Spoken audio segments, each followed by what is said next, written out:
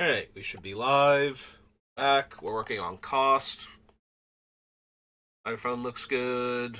Video capture. Alright, so still feeling a bit under the weather. Um didn't start streaming earlier because I always feel really bad when I first wake up or when I'm starting to get really tired, so I wanted to give it more time. So cost is at 91 cards, so we need like 20 some odd cuts. Cost can be a little over 60 cards because all of his mana requirements are so low, but that still means cutting roughly 20 cards from him.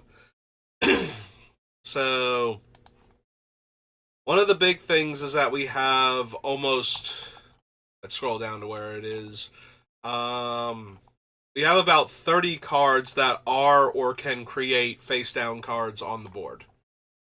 Exalted Angel, Histrodon, Krosan Colossus, Skittish Valisk, Towering Baloth, Imperial Hellkite, Krosan Cloudscraper, Rockshard Elemental, Root Elemental, Acroma, Ash Cloud, Hooded Hydra, Mastery of the Unseen, Temur War Shaman, Whisperwood Elemental, Inox Survivalist, Deathmist Raptor, Den Protector, Hidden Dragon Slayer, Salt Road Ambusher, Aurelia's Vindicator, Balrak Clan Crusher, Greenbelt Radical, Pyrotechnic Performer, Riftburst Hellion, Unyielding Gatekeeper, Vengeful Creeper, Ugin's Mastery, Veiled Ascension, Boltbender, Experiment 12, and Printlifter Ooze are all of our face down cards.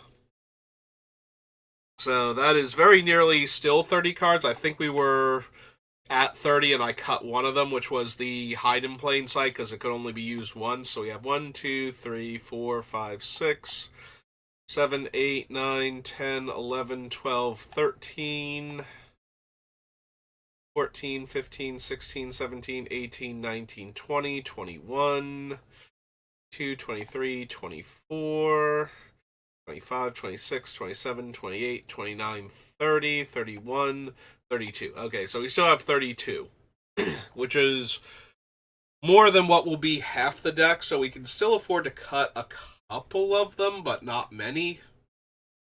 Like, I would like to have about 30 spells that are either themselves face down cards or can become or make face down cards.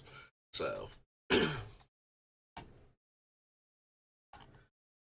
every one of these things is capable of either being face down or making a face down. So, and some of them also have positive effects with other face downs. So I think it's a good mix as far as um like actual like high quality creatures like the larger things like the Cloud Scraper and the Colossus. There are a few medium mid range ones, things like the Riftburst Hellion, for example, or the Towering Baloth, which are they just have good stats for what we're going to be paying for them. Like a 3-drop 7/6 with literally no drawbacks. Which is pretty much what Towering Baloth is in this deck, is fine. Like, it's not amazing, but it's fine. We do have a few useful things to cheat in with Root Elemental, but the biggest problem with that is that we are going to be cheating them in mid-combat after attackers are declared. So that's a little disappointing. But we do have a handful of creatures because we want to be able to manifest some terrifying creatures. We do have a couple of things that don't have morph that we could put into play face down with our other cards.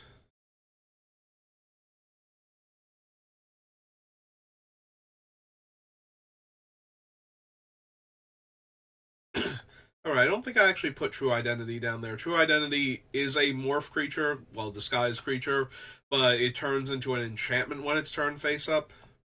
Lets me draw a card. I keep the swat in the maneuver. Scroll of Fate I can see getting rid of. We do have a decent amount of card draw though, and being able to put Emrakul or Earthquake Dragon or the Blightsteel Colossus face down would be super helpful.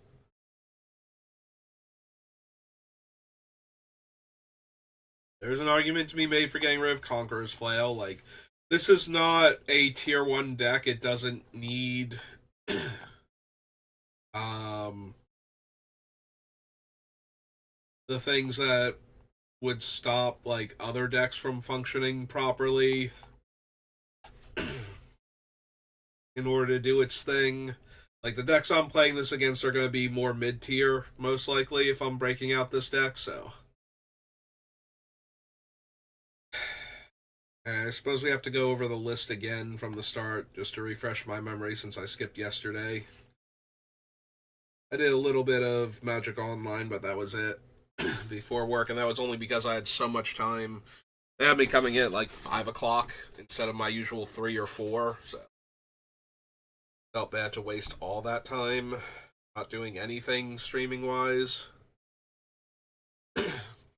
Alright, so Soul Ring and Swords. Nature's Lore, Enlightened Tutor, Worldly Tutor. I really do want to keep these. We have like 4 or 5 different cards that can manifest the top card of our deck. Enlightened Tutor can grab Blightsteel Colossus in addition to being able to get our other useful artifacts and enchantments. And if we're worried about manifesting them, we just get them like during our upkeep after the triggers have happened, so that way we can draw it. And that's when we cast the tutor, rather than something like end of turn or, you know, other weird times. Worldly Tutor gets us all of our creatures if we want them. So. Scroll Rack. Which, again, we want to be able to put the things back on top that we didn't want to draw in case. The Scroll Rack helps us if we don't have the Manifest card from the Commander sets. Scroll of whatever. I'm actually blanking on the name despite having just recently seen it. But Scroll Rack lets us put the card back on top so we can manifest it. So that's a good backup to have. We do want some ways to give our big dumb creatures trample. We have several very large creatures that don't have trample. Cloud Scraper, the Colossus, the Krosan Colossus specifically, the Towering Baloth, the Hellion, like all those things are very large creatures that we can basically trick into play with cost, so that way we don't have to pay for them. But even coming down turn 3, a 7/6 isn't that impressive against some decks that are just capable of producing huge numbers of chump blockers. So we want cards like Rancor and the Shadow Spear and what's her name? Sorak and Dragonclaw, or Goreclaw rather. Sorak and Dragonclaw. Sorak and Goreclaw. To help us actually push through damage against decks like that. Arshards is one of our best disenchants. Fires, we really want to give haste. The creature has to be attacking in order for cost to turn it face up, so not having to wait that turn is super important for this deck. The fact that the creature can be turned, when the creature is turned face up, we get to draw the card off of cost, really helps with Skittish Valisk being better than it looks, because it might randomly turn itself back face down, and then we can turn it face up when we don't have anything else to do in order to draw additional cards, either by targeting with cost or by paying its morph cost if we have enough mana, while using cost to turn a different morph face up. So,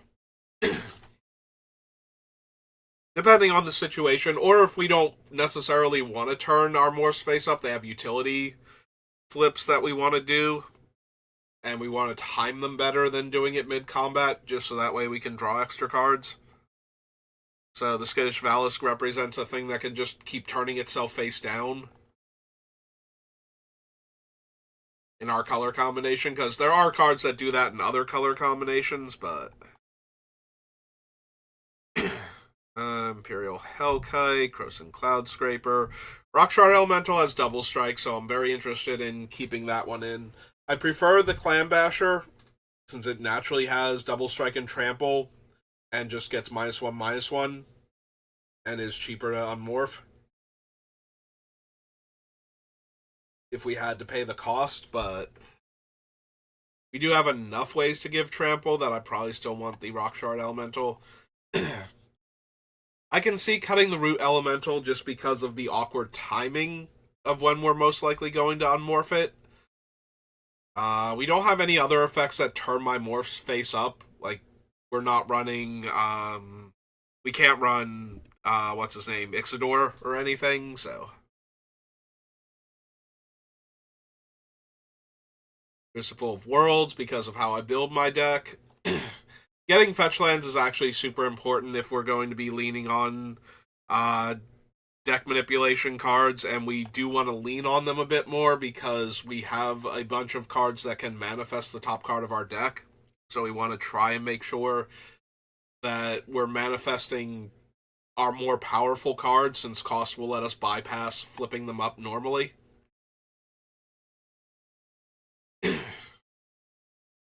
Also of note, cost can, like, if we were to manifest Aura Shards, for example, cost can flip them up, even though you can't normally flip up a manifested card that's not a creature on the other side. You just can't pay its cost and flip it up, but cost can flip over any creature as long as the resulting card would be a permanent. If we try and flip up, like, let's say Austere Command gets manifested, if we were to target it with cost, I believe what happens is you reveal that it can't be turned face up and it remains where it is, because there can't be a face up non-permanent card on the battlefield, and it's not like we're trying to put into play face up. Like, if you were to blink Austere Command, where it, like, exile and then return it to the battlefield face up, it would get trapped in exile because it can't be put into play face up as a sorcery. But I believe if it's already on the battlefield and you're trying to force it face up, you just reveal that it can't be face up and what it is, and turn it face down again, and it just stays face down. It never actually flips face up. But you have to reveal that's an impossible action. But yeah, for the manifested cards, turning them face up when there are enchantments or are artifacts is still a possibility. The downside is we have to attack with them and then tap cost to flip them face up, so we miss out on turning them face up to trigger things like or like getting the damage because it's not actually a creature. The bright side, though, is that if we have Yaris and we do this, if we can force it through for damage and then flip it face up, we get to deal the 2 damage, and we will get to draw the card off Yaris at least, and then flip it face up.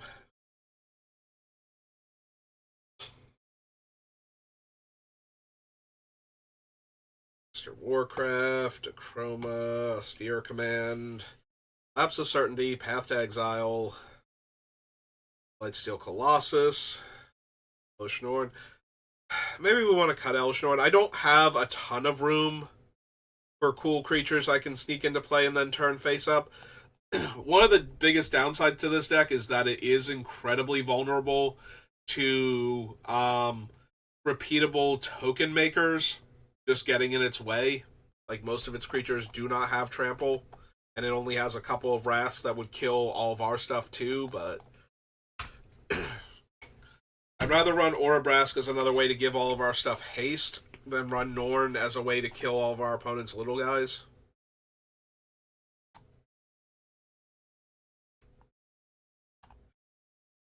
Also, we probably don't need all 3.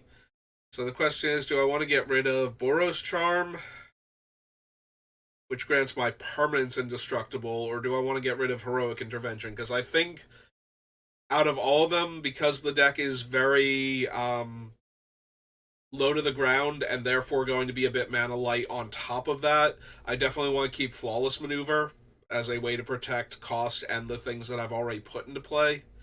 so I don't think I should cut that one. So the question then becomes: would I rather have um, hexproof in addition to the indestructible, or would I rather have the other options that Boros Charm gives us?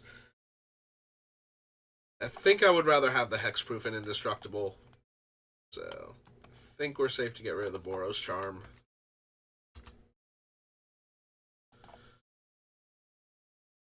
And bring it closer together.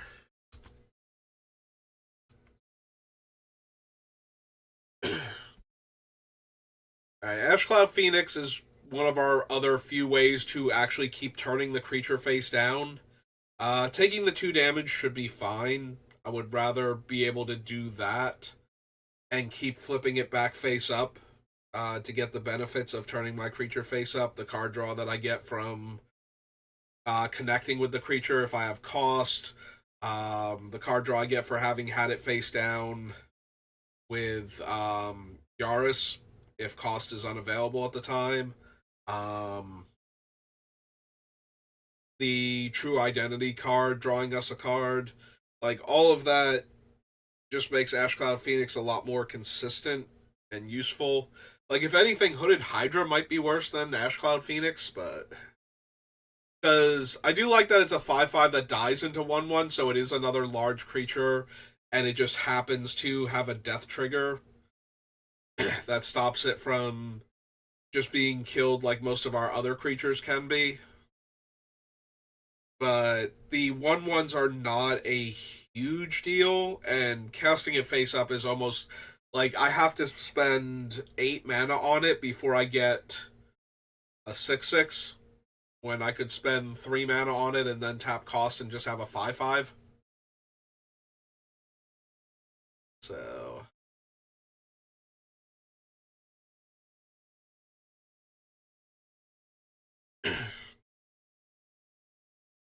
want to keep the Trail of Mysteries because that just makes all of our creatures, when we turn them face up, deal 2 extra damage and gives us a land every time we cast one of them into play tapped. So that just seems way, way too good. Break Through the Line lets us give our 2 power creatures haste.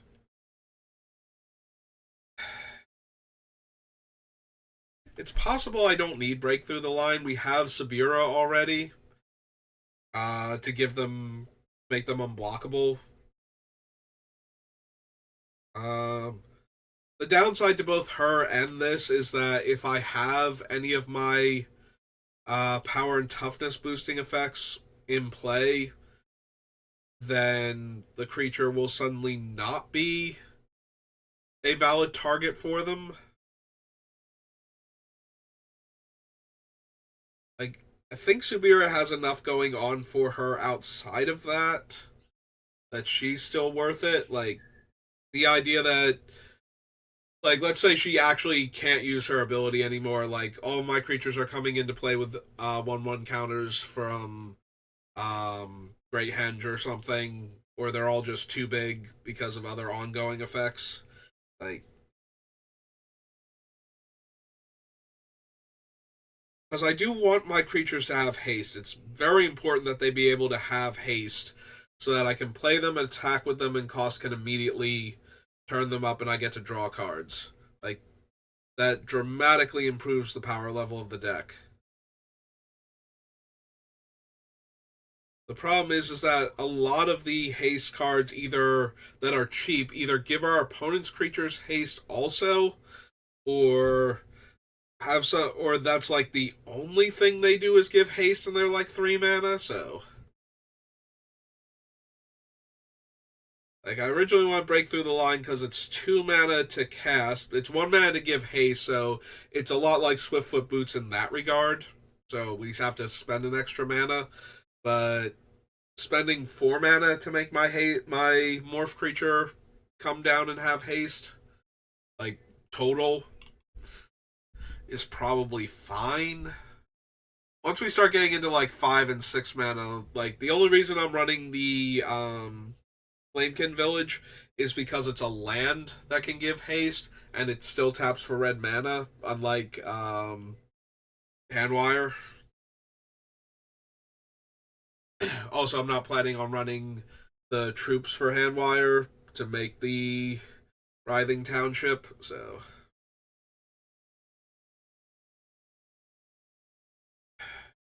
it is. The problem is it's good when I don't have ways to pump my team, and it's bad when it's bad. It shouldn't be that big a deal anymore because the things that are pumping my guys, um, like just making them impossible because it has to be,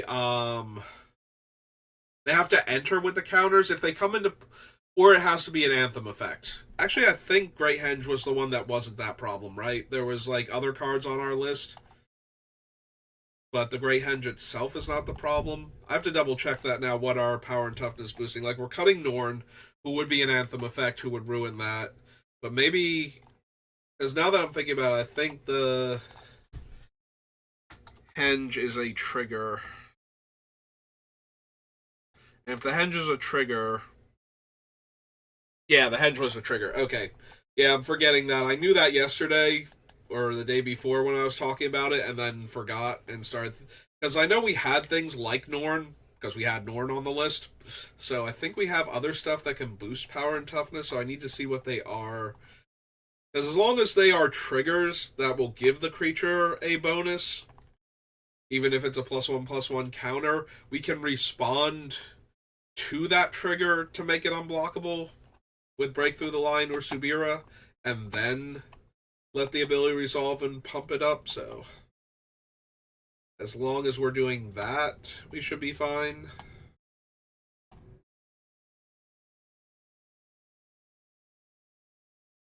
Yeah, then we've got all of our manifest cards, all of our megamorph creatures.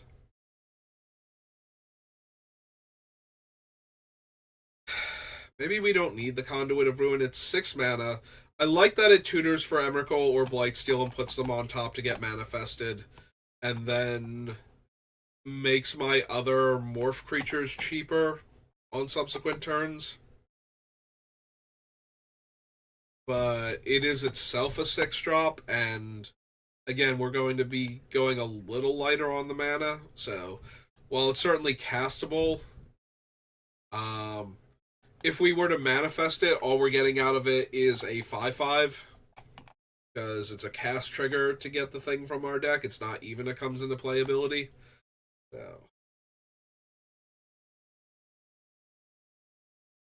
Guardian Project just lets us draw cards constantly. Embercleave is our most expensive equipment, both to play and to equip. We don't go super wide, so it's usually going to be like 4 to 5 mana to equip this thing, because we're almost never attacking with cost, unless we don't have any morph creatures to play and he can get through. So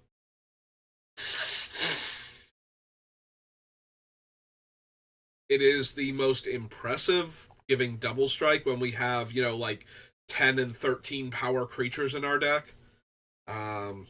Giving double strike to Blightsteel Colossus basically means it's already difficult to stop yourself from dying to poison from Blightsteel Colossus. You need to be able to chump block it with more than a 1/1 or an X1. But when you need to be able to block it with like over 12 toughness worth of creatures in order to survive, that's a whole other thing to have to deal with.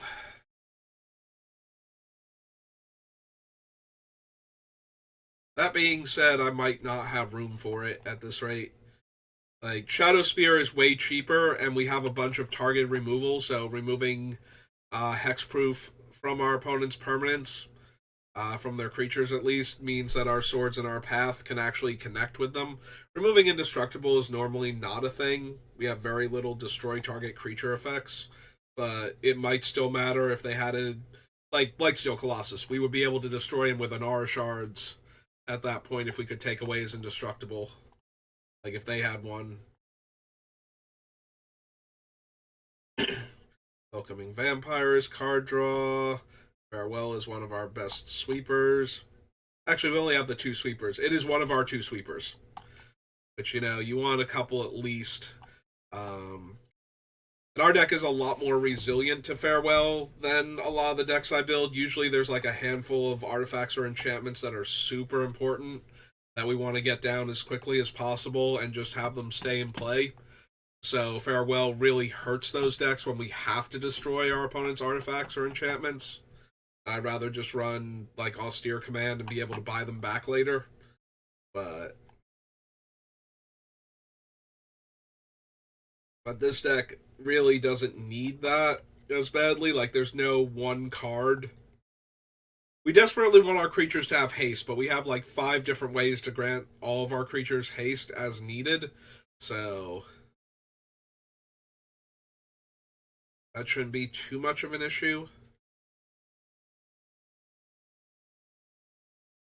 I really do like the Skull Spore Nexus and what it's capable of doing in this deck. Just letting my creatures die into another token that's a problem for the opponent is already a thing, but being able to double up the power on some of them, again, Blightsteel Colossus having 22 power is nearly impossible to survive without wiping their entire board anyway, and they have to have a serious board in order for that to be true.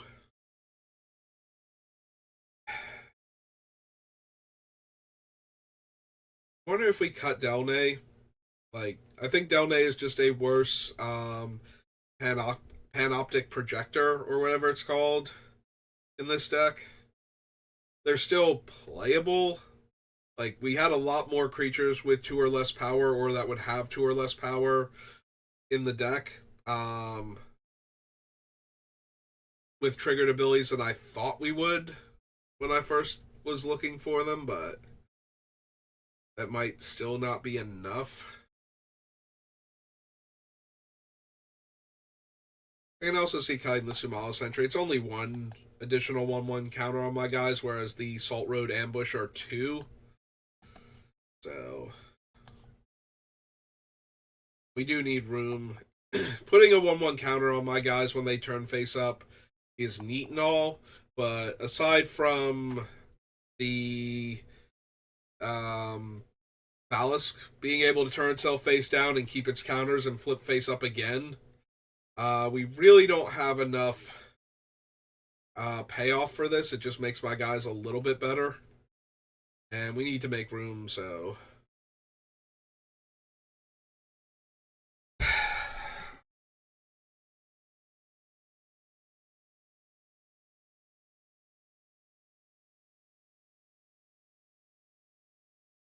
yeah, I'm looking at the Fauna Shaman. Fauna Shaman, if I keep it, should probably just be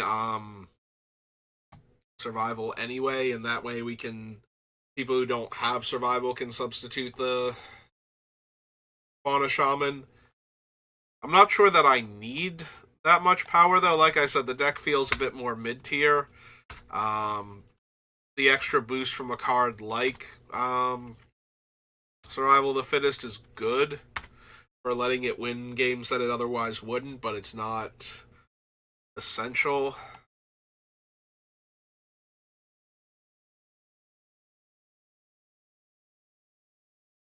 Scroll of Fate. Could not think of its name after just having seen it too. Conqueror's Flail, Scroll of Fate, Flawless Maneuver, Deflecting Swat, Mastery, Sice, True Identity, Veiled Ascension, Bolt Bender, Experiment 12, Print Lifter Ooze, and Panoptic Projector. Alright, so 1, 2, 3, 4 cards we can cut.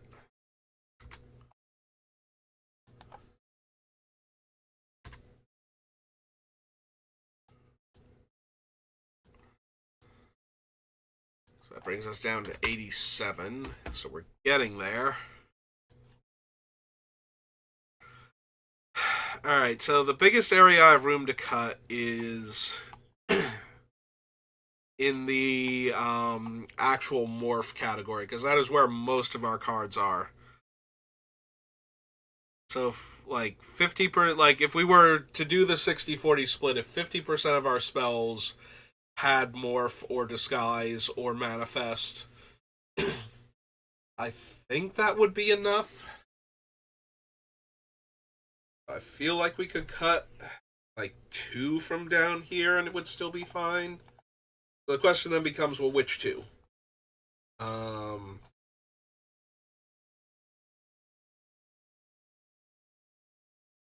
so one of the biggest reasons to keep Hooded Hydra is actually Subira. If an opponent were to wrath the board with a non-exiling effect, um, putting Subira into play and using her activated ability so that all of our 2 power or less creatures dealing combat damage would let us draw cards as a way to recover from having all of the cards we had in play blown up is interesting. That being said, I feel like that's a very narrow thing for this deck to have that actually come up. So yeah, Hooded Hydra has felt like one of the weird outliers in the deck the entire time. I can see cutting that.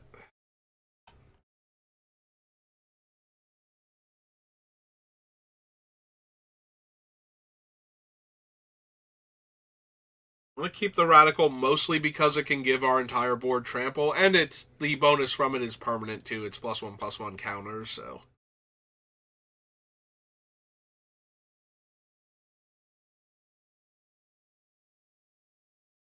Experiment 12 is just the much better version of all of the other ones. In fact, maybe we can cut the Salt Road Patrol because we have Experiment 12. That just seems like a much better Salt Road ambusher. It's still 2 counters from the Salt Road, though, and turning, like, Bulrak into a 5-power creature is huge. Even putting 2 counters on, like, one of the large creatures up top that we manifested would be huge in a lot of cases. Like, turning Emrakul from a 13 to a 15, like, it might only mean a few more points of damage, but it might also put them in range of getting killed next turn by Emrakul, where they wouldn't be otherwise by yourself. You know, they like block her with something decently sized, and it's like, oh no, it's actually Emrakul. Your hope that I manifested a land or something has not panned out for you. Which is another one of the benefits of all the manifest cards having these like giant stupid things is that they can look at it and go, well, you probably manifested something, but you might have also manifested lands in order to manifest through the top cards of your deck. Like if I'm using Sensei's Divining Top, for example, I might manifest lands that I don't need so that I can see more cards. Not necessarily because I desperately wanted the card on top to be in play so I could surprise you with a manifested creature. So, also the extra power matters for the pyrotechnic performer, since that will increase his damage output. So if we come back down to the morph variants,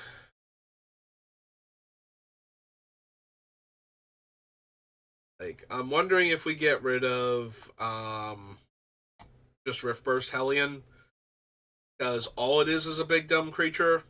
Like Reach is nice, but and there will be times where having like a 6/7 Reach, or if I could get the counters on it, you know, like an 8/9 Reach, just being able to get in the way of some of the more impressive large flying creatures, even if it can't kill them, if it has enough toughness to hold them off.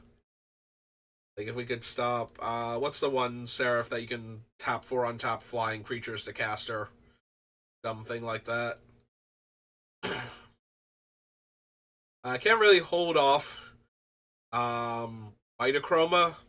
It could hold off Retachroma if they don't have enough to Fire Breathe on her. Um, can't stop Sphinx of the Steel Wind.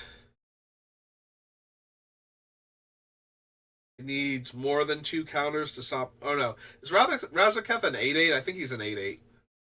Although if Razaketh's in play, stopping him from murdering my face by attacking is the least of my problems. Um, yeah, yeah. Now the more I think about it, even having a large reach creature, I'd rather just have a large flying creature from one of my other things. Yeah, we get rid of Rift Burst and Hooded Hydra.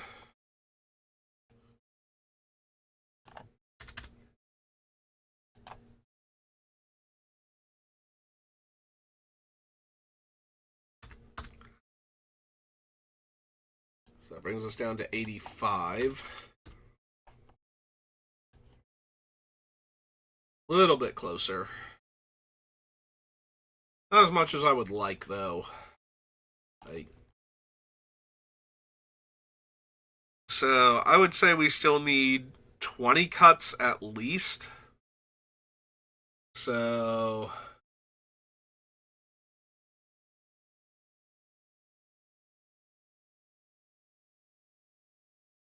if we already have 30 slots accounted for out of the 60, out of the 65, that only leaves 35 non-morph slots.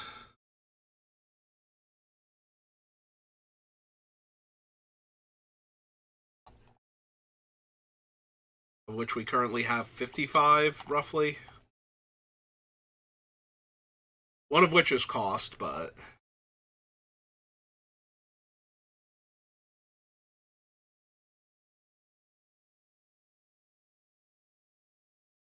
I'm wondering if I cut Rancor, maybe. As one of the weakest. Rancor is one of the weakest in that they can kill the creature in response and the Rancor's done. But at the same time, even repeatable enchantment removal just disrupts Rancor. It doesn't get rid of it. So if somebody keeps, like they have their own aura shards and they keep destroying my Rancor mid combat so that my guy doesn't have trample, that just means that they have to keep making guys both to stop the Rancor from killing them and to chump my guy anyway. So as soon as I find an out for the aura shards, then I can be the one that gets through with the Rancor, but I'm sorry, I was thinking I could be the one with the aura shards, but yeah. That I can actually get through with the creature with Rancor on it, like they can only stall it that way.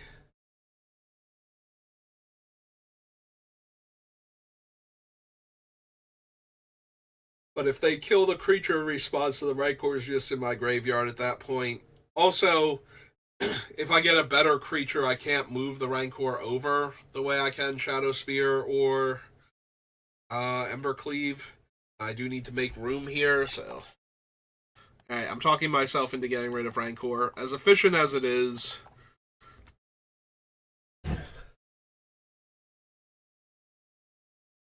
if we had an effect like Rancor that also gave haste, I could probably fit it in the deck, just because I need other ways to grant haste anyway.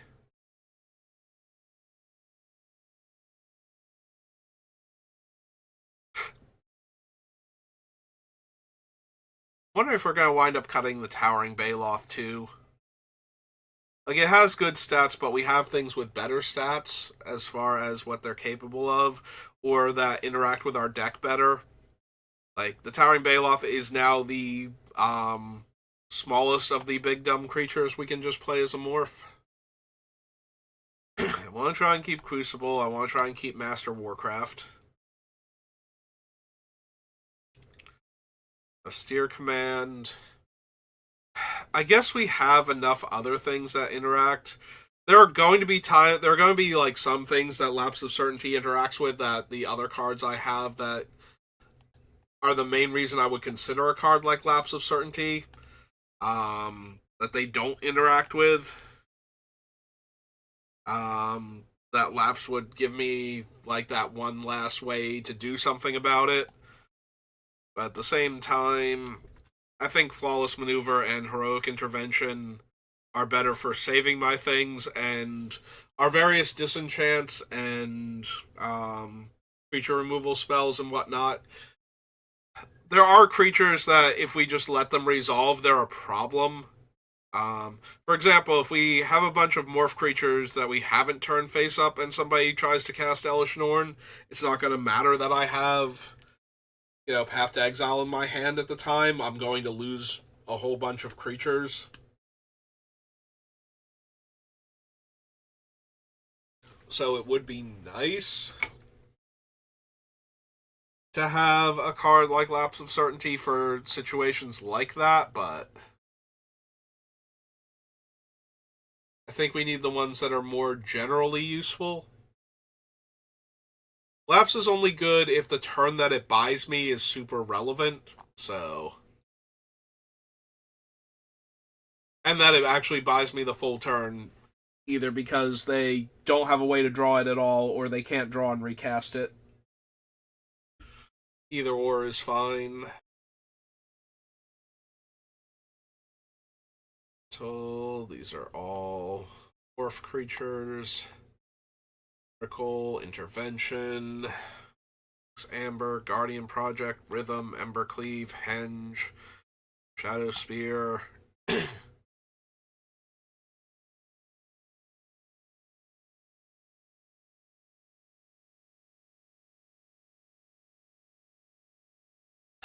Maybe I don't need every single card draw spell I currently have.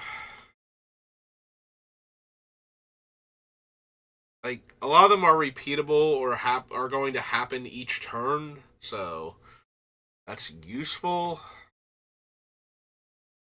But maybe I have a few too many.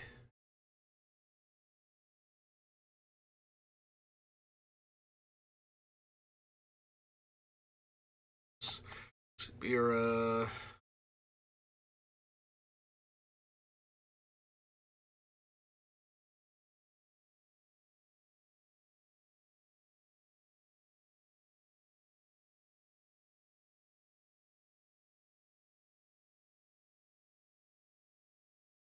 I want to keep the Earthquake Dragon. We want to keep Scavenging Ooze. Gain Signet. I keep thinking about cutting the Conqueror's Flail because I don't think this is the deck that desperately needs it. It's not a combo deck trying to go off in one turn, so.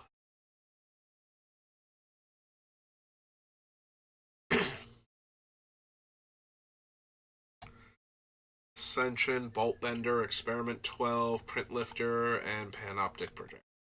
Alright, so we got 3 more cards off the list. Ooh. We are making progress.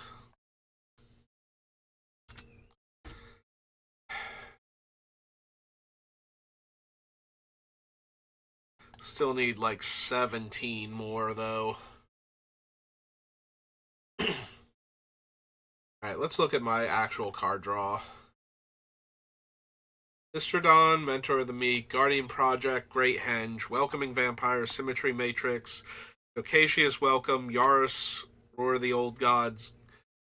Didn't we cut Garrick? I think we cut Garrick already.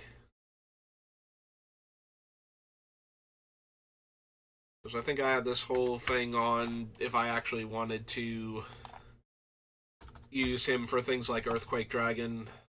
Yeah, there's no more Garricks on the list. Alright. So.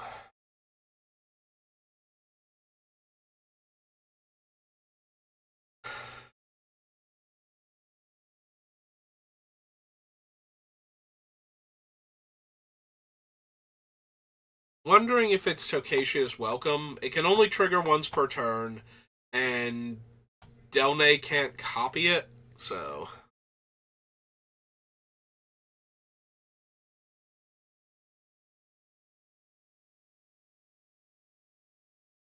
Might actually be the weakest of my card draw. Like, Symmetry Matrix makes me pay 1, but so does Mentor of the Meek, and Symmetry Matrix works as long as my creatures have even power and toughness, so I would be disrupted by something along the lines of the Weak Stone, like the original Weak Stone, where it's like creatures get -1 power. If somebody's trying to do like a Pillow Fort style deck where they play like all the artifacts and enchantments that give creatures negative power without caring about their toughness. So like Cumberstone and stuff like that.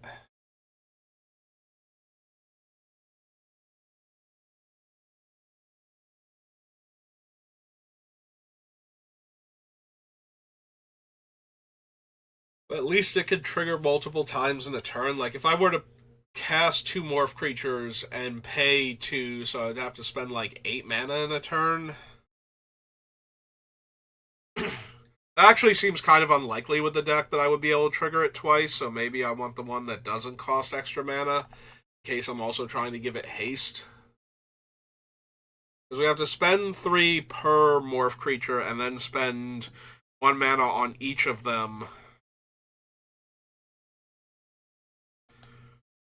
Yeah, maybe Symmetry Matrix is not where it's at then.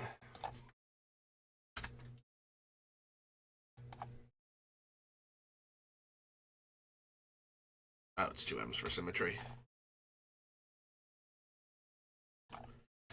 Alright. Cut that one from the card draw.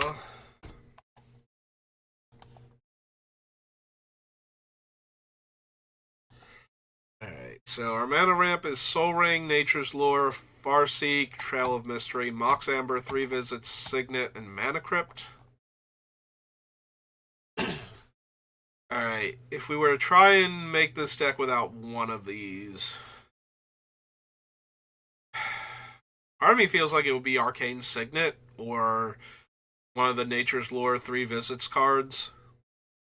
Like one of, like either or from one of them, like we don't need both.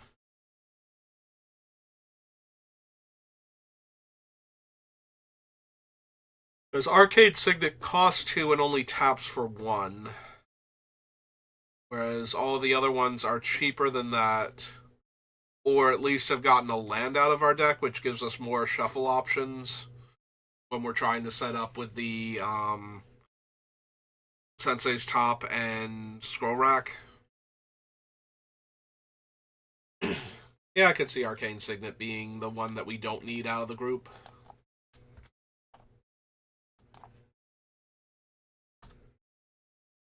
Frees up a little more room.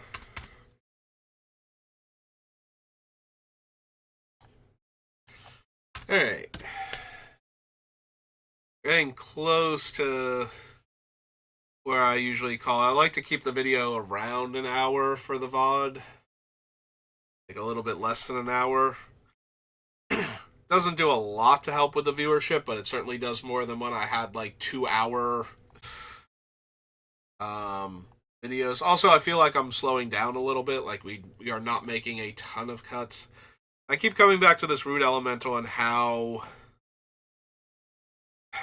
every time we flip it and I put the dumb thing into play, even if it's something like Blightsteel Colossus where it's really hard to deal with, like the opponent has to have an effect that actually exiles it or puts it back into my deck or something. They can't just have, you know, like Doomblade effects or something, or a regular Wrath, like Wrath or Damnation or anything. They have to have one of the exile or tuck effects, or at least a bounce spell to put it back in my hand where it'll get stuck for a while again. But yeah, I feel like most of the time we're not going to be able to turn the Root Elemental up when we want to. Like, beginning of combat to put our dumb thing into play. So, maybe Root Elemental. We already got you off the list, Arcane Signet.